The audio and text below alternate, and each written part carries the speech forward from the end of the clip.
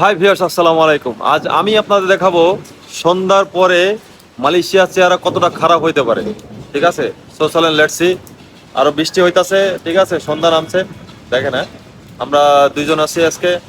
So আজকে আমি আপনাদের দেখাবো মালয়েশিয়া সন্ধ্যার পরে মালয়েশিয়ার চেহারা কতটা খারাপ হইতে পারে। ঠিক আছে, সো লেটস সি।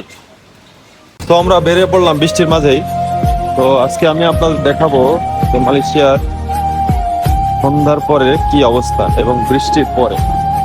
দেখতে পাচ্ছেন আসলে বৃষ্টি হয়েছে মাত্র, তো তার কারণে রাস্তাগুলো এখনো ভিজা। তো চলেন সামনে দেখতে থাকি কি অবস্থা।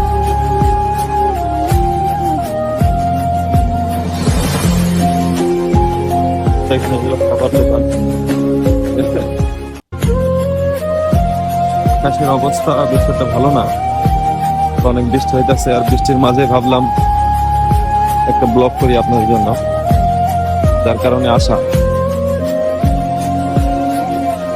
আর বৃষ্টি হইতাছে কারণ বৃষ্টির মাঝে আমি ব্লগটা বেশি বড় করব না, জাস্ট আপনাদের কিছু জিনিস দেখিয়ে ভিডিওটা শেষ করবো ইনশাআল্লাহ।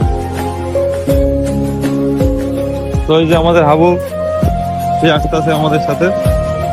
হ্যাঁ,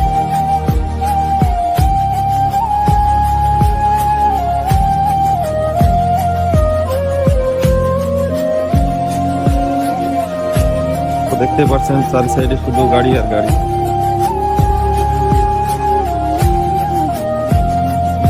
আজ আমি আপনাদের দেখাবো মালয়েশিয়ার অত্যন্ত সুন্দর একটা ভিউ। ঠিক আছে,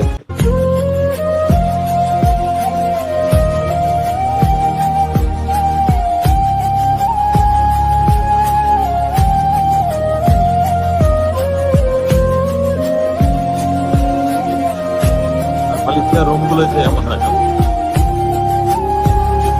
এটা বৃষ্টির পরের দৃশ্য। ঠিক আছে, তো বৃষ্টি পড়ছে, তারপরেও আমি ভিডিওটা কন্টিনিউ করলাম জাস্ট আপনাদের দেখানোর জন্য। এই যে, এখানে আসলে মালয়েশিয়ার অনেকটা সুন্দর ভাবে দেখা যায়।